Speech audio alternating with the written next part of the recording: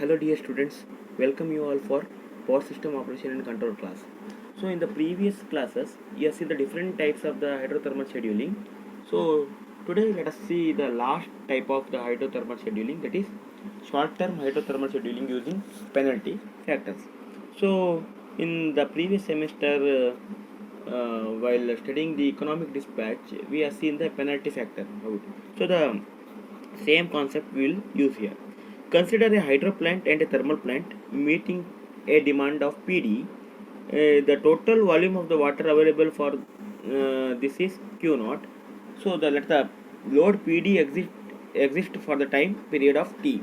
So the objective function is given by, that is to minimizing the objective function is the integration of Ft of Pgt dt plus gamma into integration of 0 to t q naught pgh dt. See, two things, one is thermal plants plus another one is hydel plants, where gamma converts the incremental water rate of the hydro plant into incremental cost. So the constants are, first one is power balance equation, you know that one, pd plus p loss minus pgt minus pgh, and second constant is integration of 0 to t q naught pgh of dt equal to q total, that is the total availability of the water. These are the two constraints here. Fine. So for the incremental changes in the generation and constant demand pd is given by dou p loss by dou pgh. For the equation, first constraint I am talking, the power balance equation, that is dou p loss by dou pgh into delta pgh plus dou p loss by dou pgt into delta pgt minus delta pgh equal to 0. So this is the incremental changes in the generation. So if I take pgh terms on side, pgt terms on side, so I can write it as delta pgh into 1 minus dou p loss by dou pgh equal to minus delta pgt into 1 minus dou p loss by dou pgt. Fine. So from the first equation, that is you are minimizing the objective function, we can write the condition for the minimization with dft by dpgt into delta pgt plus gamma into dq naught by dpg into delta pgh equal to 0. So this is the new equation.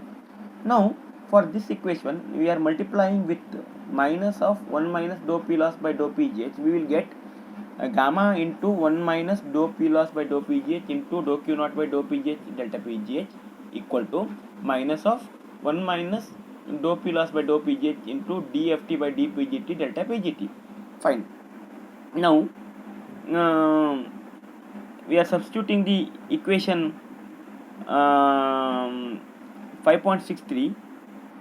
So we are going to get the equation like this as shown in 5.66 equal to lambda. Fine. Or once again rearranging this one, we will get gamma into dq naught by dpgh into 1 divided by 1 minus dou p loss by dou pgh, which is equal to dft by dpgt into 1 divided by 1 minus dou p loss by dou pgt. Now we can split this equation, that is 5.6 equation, in two equations. That is gamma dou q naught by dou pgh is equal into 1 over 1 minus dou p loss by dou pgh is equal to gamma into ih into lh into lambda. Here the ih is the incremental water rate of the hydro plant, which is equal to dq naught by dpgh, and lh is the penalty factor, which is 1 over 1 minus dou p loss by dou pgt. So we can approximate the above equation as gamma dq naught by dpgh into 1 plus dou p loss by dou pgh is equal to lambda, because 1 over 1 minus x can be written as 1 plus x. No, like expansion of the series, we can write like this. So now once again the 5.66 equation can be other form of the equation.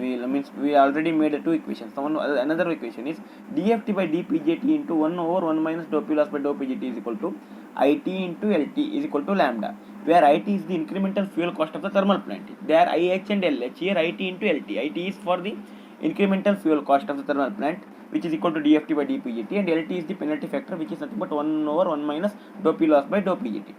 So this can be approximately written as dft by dpgt into 1 plus dou p loss by dou pgt is equal to lambda.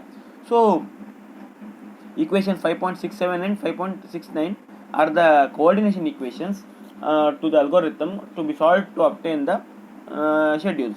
If losses are neglected, we can write gamma dq naught by dpj is equal to lambda. Another one is dft by dpj is equal to lambda. These are the two coordination equations. Let us see one problem here regarding this short-term hydrothermal scheduling using penalty factors. A steam plant and a hydro plant supply a load of 500 megawatt for 12 hours and 300 megawatt for 12 hours in a day. The thermal plant characteristics is given by f of Pgt is equal to 0.06 Pgt square plus 40 Pgt plus 100 unit cost per hour. And the hydro plant is given by Q is equal to 0.003 Pgh square plus 0.05 Pgh meter cube per second. The loss given is P loss is equal to 0.001 Pgh square. Fine. The value of gamma is 80 and find the scheduling of the power and total discharge. Also determine the daily operating cost of the thermal plant and the water used daily by the hydro plant. Obtain the schedule for first with neglecting loss, another one is with considering the losses. Fine. Using the previous equations, we can write dft by dpgt, that is first equations we need to derive, that we will get 0.12 pgt plus 40 and dq by dpgs will get 0.006 pgh plus 0.5.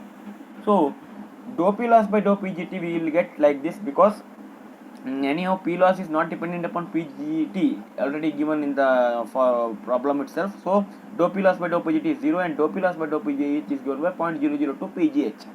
Now PD is 500 megawatt. 500 means what? Total megawatt is supplied by both the generators, Pgt and Pgh. That's what Pgt plus Pgh is equal to 500, or 0.12 Pgt plus 40 is equal to 80 into 0.006 Pgh plus 0.5. This is the equations we know like this. What that one? dft by dpgt is equal to gamma into dpgh by dq naught by dpgh. So we will get like this. That is the equations 5.71 and 5.72. Whatever we are seeing in the just now in the coordination equations, both are same. Okay. Now substituting the Pgt. Pgt we will take it as 500 minus Pgh, because we know that Pgt plus Pgh is equal to 500. So I can write Pgt as 500 minus Pgh. So after substituting, I will get the value of Pgh is equal to 100 megawatt. So once we know the 100 megawatt, Pgt can be known as 500 minus 100 is equal to 400 megawatt. The same thing for the 300 megawatt. If you apply the total PD is 300, I will get the Pgt as 240 megawatt. So now two things are over. If 500 megawatt, how much Pgh and how much Pgt, and if it is a 300 megawatt load, what is Pgh and what is Pgt. Fine. Now we need to find the daily operating cost of the thermal plant. If the cost supplying 400 megawatt plant supplying the 400 megawatt plant, then the cost is what is the 240 megawatt if the PD is 300 megawatt for the 12 hours, that we need to find. So we know in the equation. So first 0.06 into 400 square plus 40 into 400 plus 100, because we are knowing the cost. What is the equation given? 0.06 Pgt square plus 40 Pgt plus 100. No, we will apply here Pgt as 400 for 12 hours. Same.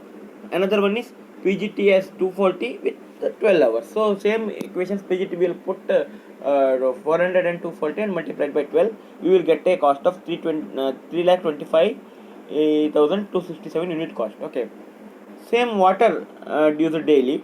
We will calculate here.